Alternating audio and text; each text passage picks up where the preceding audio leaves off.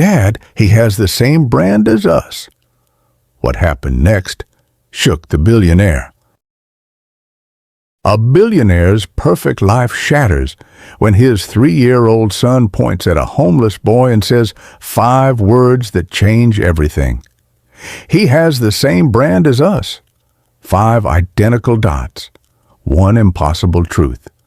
What he discovers will reveal a decade-old crime that tore his family apart. Before we dive in, let us know in the comments what time is it and where are you watching from. Let's start. Alexander Crane wasn't always a billionaire.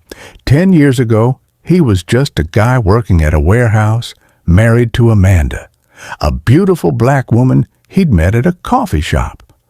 When she got pregnant, they were scared but excited.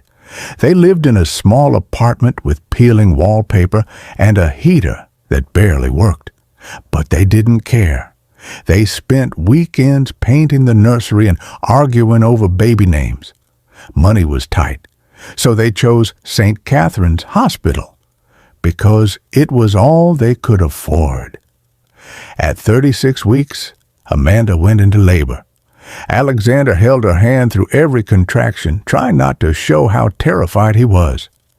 Their baby was born at 11:43 p.m., with Amanda's beautiful brown skin. For exactly 4 minutes, they heard him cry. Then Dr. Patricia Weston came back into the room, and her face was all wrong. She looked at them with sad eyes. "I'm so sorry." His heart stopped. "We did everything we could." Amanda's scream shattered something in Alexander's chest. He couldn't breathe, couldn't think. He grabbed the doctor's arm. "No, we just heard him crying. He was fine." Dr. Weston shook her head slowly. "Sometimes it happens very suddenly. I'm deeply sorry." Alexander's voice cracked. "Can we see him?" She nodded and left the room. A nurse brought in a tiny body wrapped in a blue blanket with white stars. They held him for hours. Amanda wouldn't let go. She kissed his forehead over and over, whispering to the tiny body, "I'm sorry, baby. Mommy's so sorry." 3 days later, they buried him. Amanda stopped eating, stopped sleeping. She'd stand in their empty nursery for hours just staring at nothing. Alexander was terrified he'd lose her too. One night, she finally spoke. Her voice was hollow. "We can't do this again, not until we can afford the best doctors, the best everything. I can't survive losing another child." He held her tight. "I promise." That promise changed Alexander's life.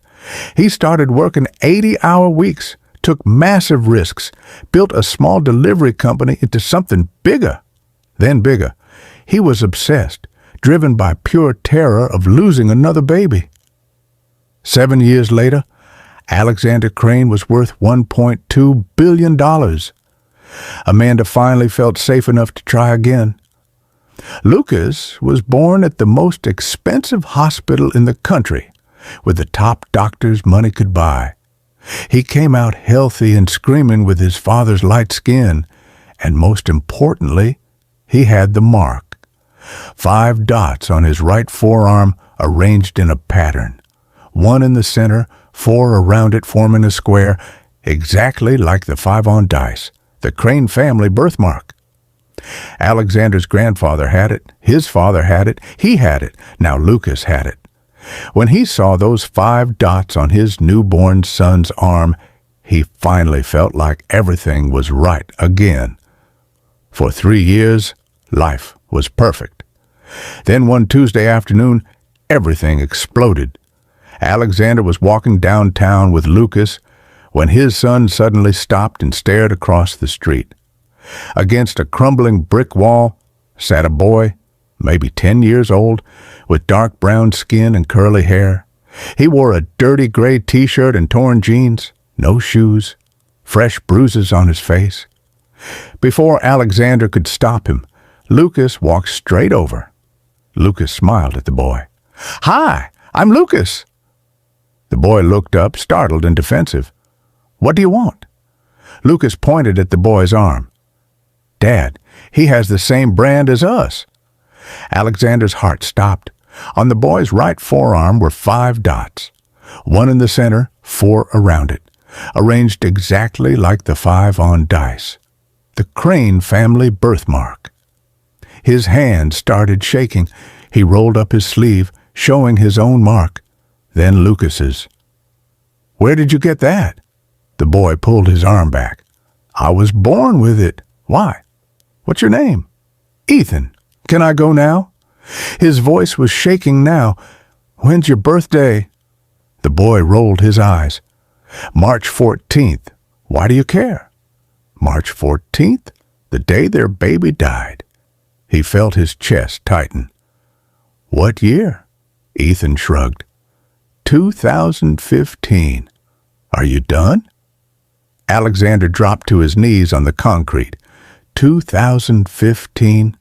10 years ago? What hospital were you born in? The boy looked annoyed. "St. Catherine's. I was abandoned there as a newborn.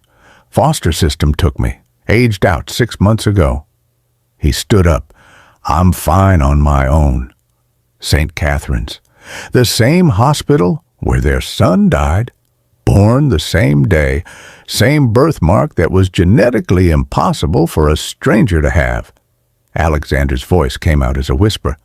"What time were you born?" Ethan crossed his arms. 11:47 p.m. "Why does any of this matter?" "Their son was born at 11:43 p.m., 4 minutes apart." Lucas grabbed Ethan's hand.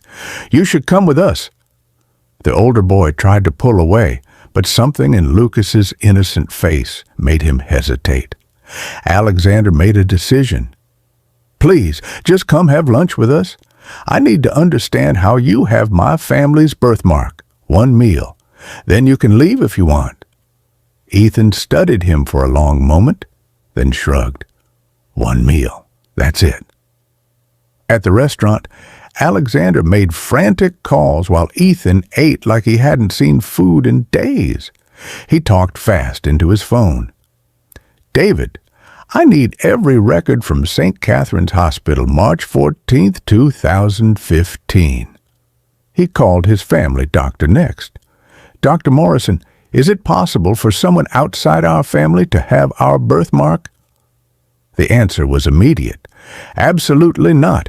It's a documented genetic marker unique to your bloodline." "Why?" Alexander turned to Ethan. "Tell me everything about your birth."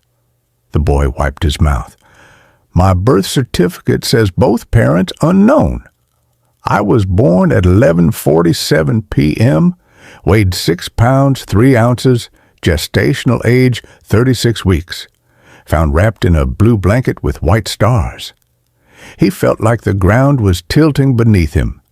Their son was born at 11:43 p.m. Amanda delivered at 36 weeks. The baby they'd held was wrapped in a blue blanket with white stars. He called Amanda. "Come to Marcello's restaurant right now. Don't ask questions, just come." 20 minutes later, she walked in. When she saw Ethan sitting there, confusion flooded her face. Amanda looked between them. "Alexander, what's going on?" He looked at his wife. "What time did you give birth 10 years ago?" Her face went pale. 11:43 p.m. "Why are you asking me this?" He gestured to Ethan. "This is Ethan, born at St. Catherine's at 11:47 p.m. on March 14th, 2015. Show her your arm." The boy rolled up his sleeve. Amanda gasped. Her hand flew to her mouth. "That's the Crane birthmark. But that's impossible. How?" Alexander's voice was steady, but his hands were shaking. "It's genetic. Only passes from me to my biological children. There's no other way he could have it." Her legs buckled. She grabbed the table for support. "No, our baby died. We held his body. We buried him." "What if that wasn't our baby? What if Dr. Weston lied?" His phone rang. He answered immediately. David's voice came through urgent. "Alex, Something's very wrong with these records. Your son's death is listed at 11:51 p.m. But there's another record, an abandoned infant found in the maternity ward at 11:50 p.m., same weight, same gestational age, wrapped in a blue blanket with white stars. Who was the doctor? David paused. Dr. Patricia Weston. And Alex, she was investigated in 2018 for baby trafficking.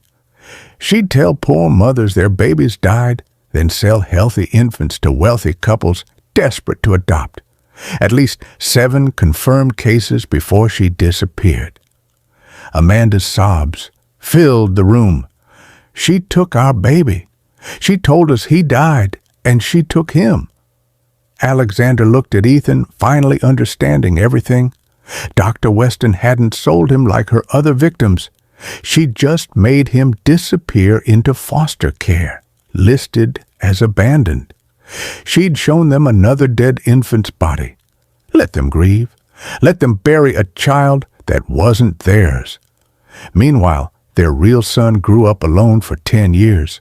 He stood up. I need a DNA test, now. 3 hours later, the results came back. 99.9% paternal match. Ethan was his biological son. Amanda crossed the room to him. Tears streamed down her face. She knelt in front of the boy. I'm your mother. I carried you for 36 weeks. They stole you from me before I could hold you.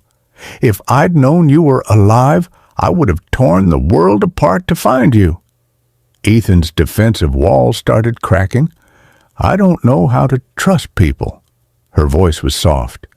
We don't know how to be your parents after missing 10 years, but we want to try. Lucas grabbed his brother's hand. You have to stay with us. Ethan looked at this impossible family, at the mother who'd never held him, the father who'd mourned him, the brother who'd seen 5 dots and changed everything. His voice was barely a whisper. Okay. 6 weeks of legal battles followed, DNA evidence, police reports, investigations into Dr. Weston's crimes. Every single day, Ethan expected them to change their minds, to realize he was too damaged, too difficult, too much. They never did. Amanda brought him breakfast every morning. Alexander fought lawyers and judges to bring him home. Lucas loved him without hesitation or doubt. Finally, the judge's gavel came down. Ethan Crane is legally restored to his biological family. That night, they brought him to their house. Amanda had prepared a room just for him. Lucas gave him a full tour, pointing out every single toy they could share. Alexander watched his 2 sons together, the child he'd raised and the child stolen from him, and felt whole for the first time in 10 years. The trauma didn't disappear overnight. Ethan had nightmares. He hoarded food in his closet. He flinched when voices were raised, but his family showed up every single day, proving this time was different. 3 months later, on March 14th, they celebrated both boys' birthdays together. Ethan turned 11.